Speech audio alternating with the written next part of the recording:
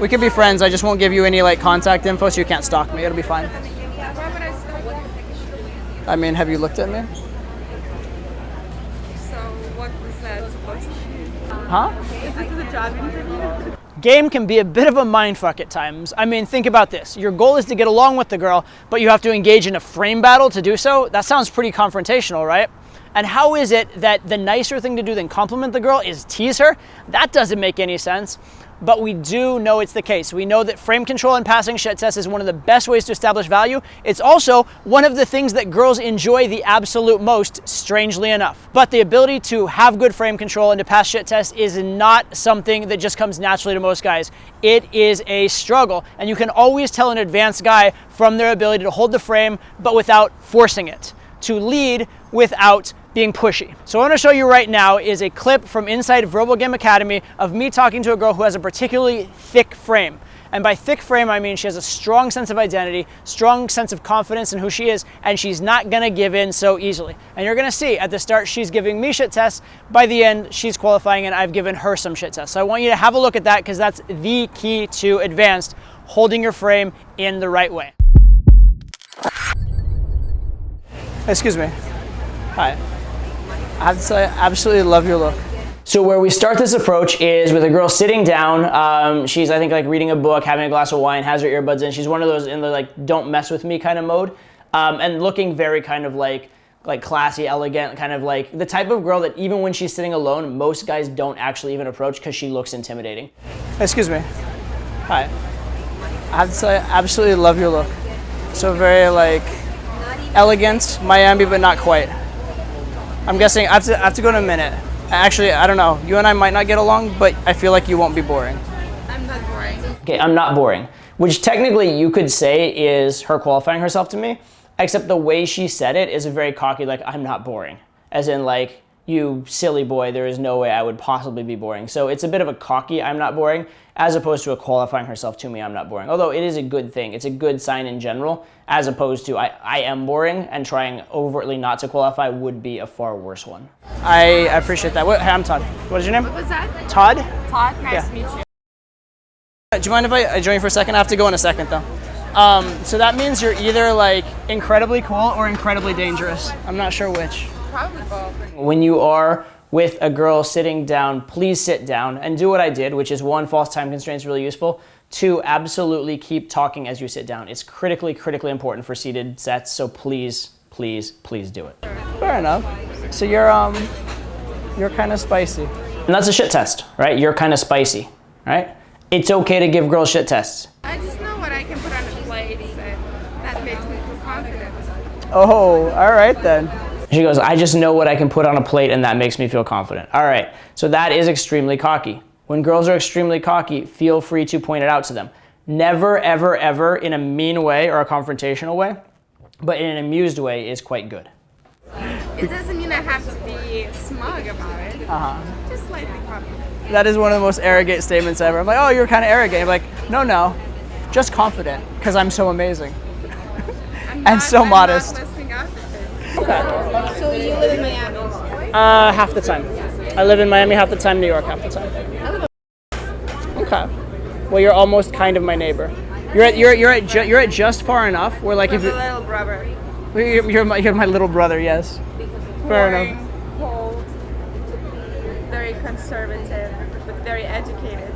Is that you? Boring, cold, conservative, but educated? So notice here how I take all the like factual things that come up in the conversation, I keep bringing it back to a man-to-woman conversation. She describes her city, I make that a description of her. She tells me where she lives, and you're gonna see in a second, I relate that to what it would mean if we were to be in a relationship. But I am continually bringing up the idea of me and her together, or at least of me as a man and her as a woman, or at least as us of people, rather than this pure, factual, dry, platonic frame. So you're just far enough away that like it would if we like fell madly in love, we'd tease each other with the idea we're close and could see each other, but in reality it's still long distance. Introducing the theme of if we did fall madly in love, if we did like each other, but again, I'm not doing it as a we will, I'm doing it as a we won't. So it makes it much safer, keeps my frame much better.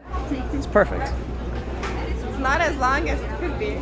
Fair enough. Well, I'll keep that in mind if you ever piss me off and be like, wait, we could be much further away, my dear.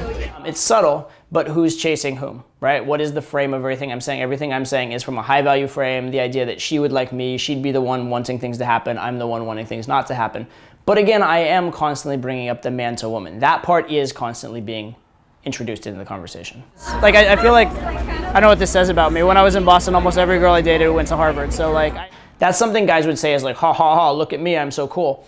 What did I do to make it not bragging? Right before I'm like, I don't know what this says about me, but I actually acted like I'm like kind of ashamed by it. Kind of like I'm embarrassed by it, or I think it's kind of cheesy or silly, which then makes me saying it afterwards a non-brag. But I still got that information into the conversation. And given this girl's blueprint, given how she sees the world and who she is, that's the kind of thing that is impressive for her, as we'll see in a second. I appreciated the conversation. High standards. If someone doesn't go to Harvard, yeah, so somebody says you have high standards, someone doesn't go to Harvard, they can't date you. She received the message I was putting out there quite well. I used to. I still have high standards. I used to have high standards in that way. I don't care as much about the resume as I used to when I was younger. Does that make sense? Like now I care. I want someone ambitious. I want someone intelligent. Is that a job interview or what is that? Huh? Is this a job interview? And this is funny because I haven't mentioned her at all in this, right? But she says this is a job interview. She's automatically putting herself in this category. She's automatically considering whether she meets my standards, whether she fits this criteria that I'm putting out there, right? Oh my goodness. No, standards have elevated, if anything, but I care more about the experience I have with someone than about, what alma mater they hail from. And sometimes the past might not be the best indicator for the future. Fair enough. I feel like you might not be too bad though. If I want. I said I feel like you might not be too bad. We could be friends. I just won't give you any contact info, so you can't stalk me. It'll be fine. Why would I still? I mean, have you looked at me? So what was that supposed to be? All right, and I love that exchange, right? So here again, I'm bringing up this idea of we could be friends, but not more than that. So it's kind of a hint of a man-to-woman frame, but an idea of it won't happen. And her why would I stalk you? Have you looked at me? Right? It's a great way to pass certain shit tests, is just to act as though the answer is obvious. Like if she questions you on your credentials in some way, trying to verify your credentials, like why would I stalk you? Like, well, because I'm so attractive in this and this. Now you're trying to prove yourself. But it's just like, have you looked at me? That actually isn't qualifying yourself, right? It's just being cocky in this kind of non-specific way that can kind of work, right? But now she's gonna give me an interesting shit test, which is like, what is that supposed to mean, right? Which is actually a real shit test and actually a pretty tough one to pass. Take a second actually and think about how would you try and pass that shit test, because it's a difficult one. And then we'll see how I pass it. I don't know, I was taking a page out of your arrogance playbook. And that is a great tool. So the tool there is called Callback Humor, right? You can call back to a previous joke and it gives you a lot of leeway in the conversation. A lot of things become funnier and wittier than they normally would be because you're referring back to something that was said before. And this is a subcategory of a bigger category I use to pass shit tests, which is called going meta, right? And going meta basically means instead of trying to pass the shit test from within the interaction, you kind of go one step above and you become an observer of the interaction and commentate on it. And so you can kind of commentate on the shit test or commentate on the frame rather than being subject to it. So it's a great, when you're having trouble within the frame that you're in, a good technique is to go outside the frame and look back on the frame and comment on the frame. So for example, if a girl gives you a particular shit test, instead of answering it, you can go outside the frame and ask what type of person would give that kind of shit test, right? And make it back about them from outside the frame rather than responding from within the frame. So going meta is a really good solution for difficult shit tests. I mean, rationally, I saw you and thought you were beautiful, but, I have plans and a life, and the odds are you probably would, not live up to my standards. So if I was being totally rational, I wouldn't even come and said hi, but, here we are, and I'm kind of glad I did. Well, you took risks. I was with my AirPods in it. I know. So my phone sliding the trip, and I could have just been a bit.